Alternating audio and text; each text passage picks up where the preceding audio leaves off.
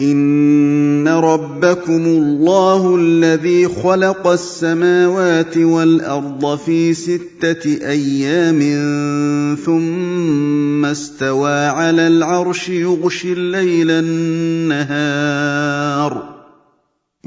الليل النهار يطلبه حثيثا والشمس والقمر والنجوم مسخرات بأمره ألا له الخلق والأمر تبارك الله رب العالمين.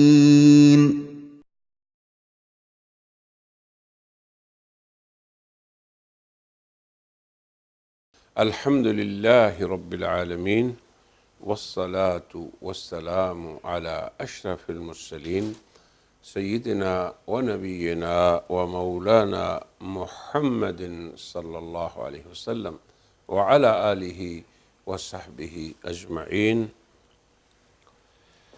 يقول الله عز وجل: إن الذين يلحدون في آياتنا لا يخفون علينا. وقال النبي صلی اللہ علیہ وسلم: الدین النصیحہ. سامعین و ناظرین، ہمارے سلسلہ دین بھلائی ہے، اس کا ایک شعبہ ہے قادیانی مغالطات. تو آج ہمارا موضوع جو ہے وہ قادیانی مغالطات میں سے 5واں مغالطہ ہے، جس کا عنوان ہے خسوف و کسوف میں قادیانی مغالطہ. تو قادیانیت نے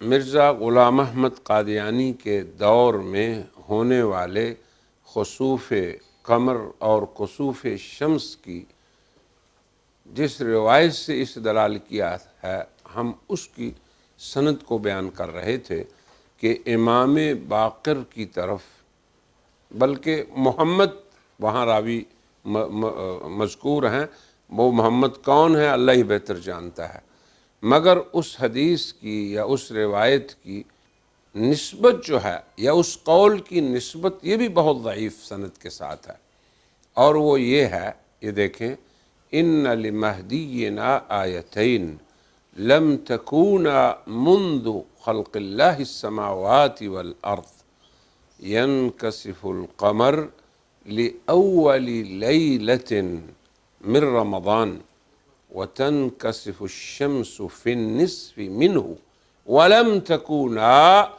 منذ خلق اللہ السماوات والارض.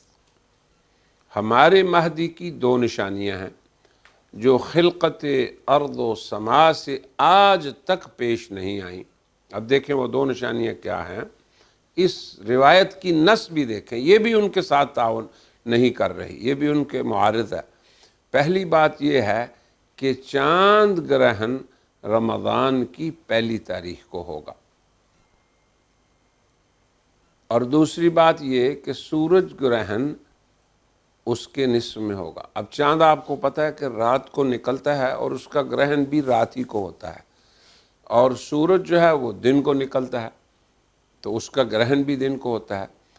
تو یہ جو دونوں تاریخیں بتائی گئی ہیں، 1 تاریخ اور مہینے کا نصف،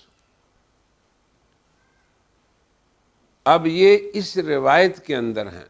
اگر اس کو صحیح بھی مان لیں تو مرزے کے زمانے کا گرہن ان تاریخوں کو نہیں ہوا.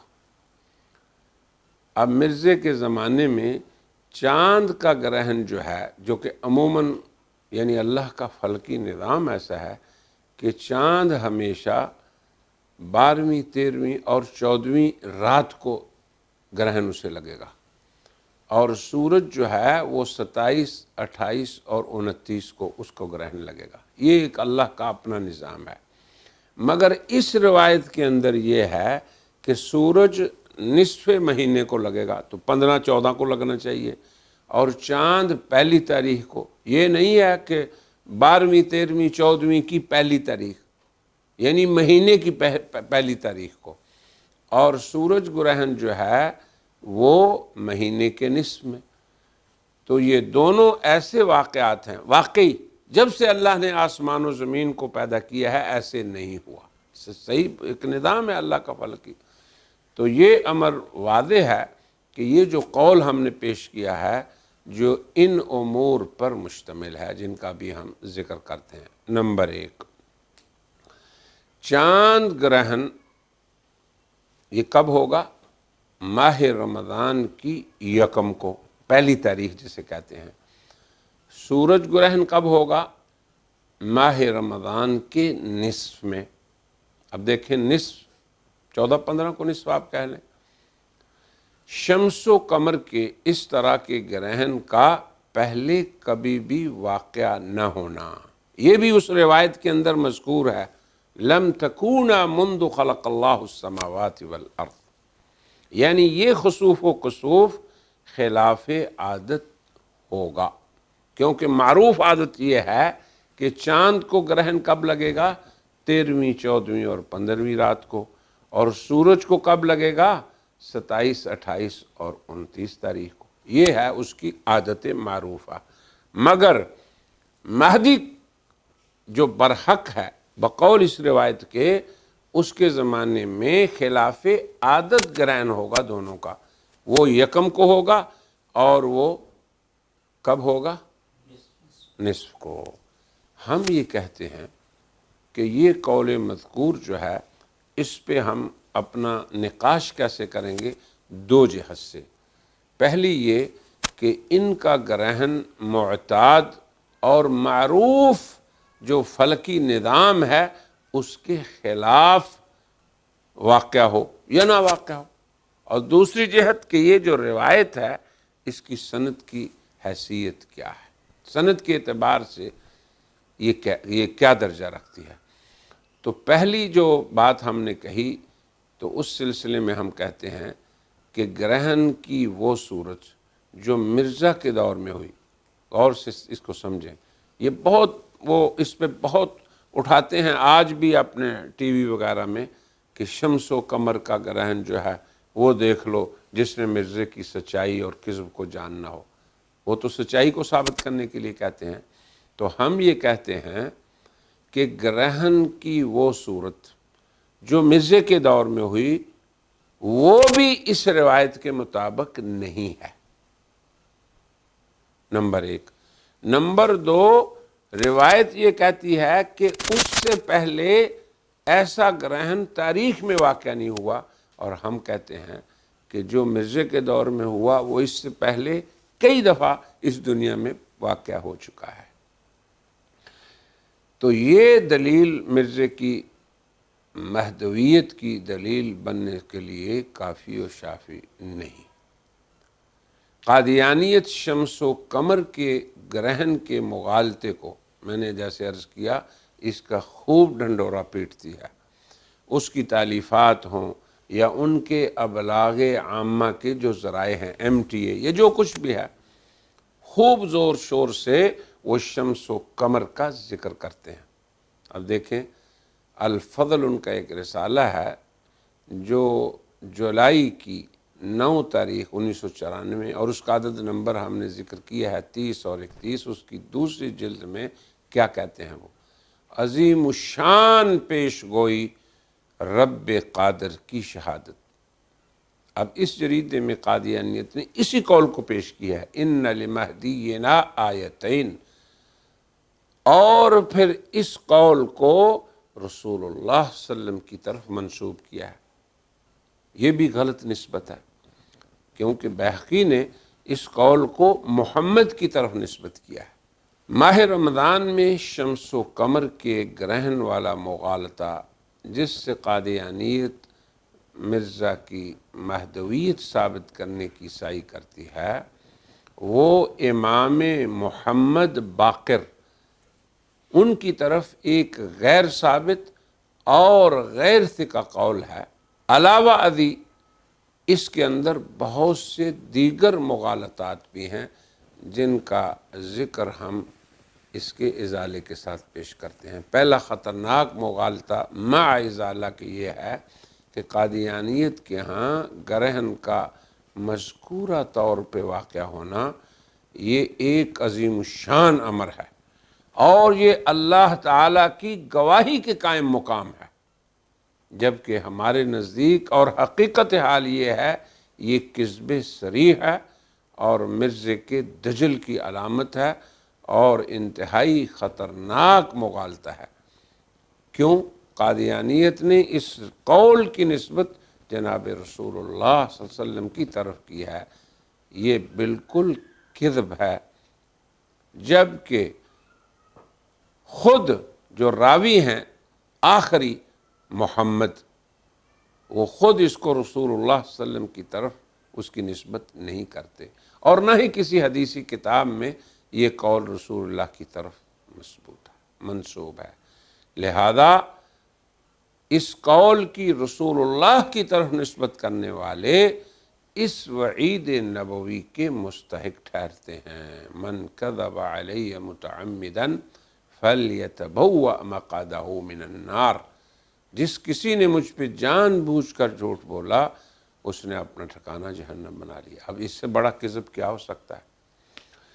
دوسرا مغالطہ، احادیث نبویہ میں صراحت سے مہدی کی علامات مذکور ہیں، ان کا نام ہے، ان کے والد کا نام ہے، اور ان کی نسبت حضرت فاطمۃ الزہرا رضی اللہ عنہ کی طرف، پھر لوگوں کا مکہ مکرمہ میں ان کے ہاتھوں بیعت کرنا ہے، ان کا حضرت عیسیٰ علیہ السلام کے ساتھ دمشق میں ہونا، یعنی دونوں جمع ہوں گے وہاں، اور حضرت عیسیٰ علیہ السلام کے ہاتھوں پھر اسلام کے غلبے کا ہونا، اور ان کے زمانہ میں دنیا میں امن، سلامتی اور رفاہیت کا عام ہونا، دجال اور اس کے دجل کا ان کے ہاتھوں صفایا ہونا، پھر ان کے زمانے میں تمام ملتوں کا ختم ہو کے صرف ملت اسلام کا باقی رہنا، یہ سبھی کچھ امام مہدی رضی اللہ عنہ اور حضرت عیسیٰ علیہ السلام کے بارے میں صریح حدیث میں وارد ہے، اور امت مسلمہ کے ہاں یہ تمام امور متعارف اور مشہور ہیں،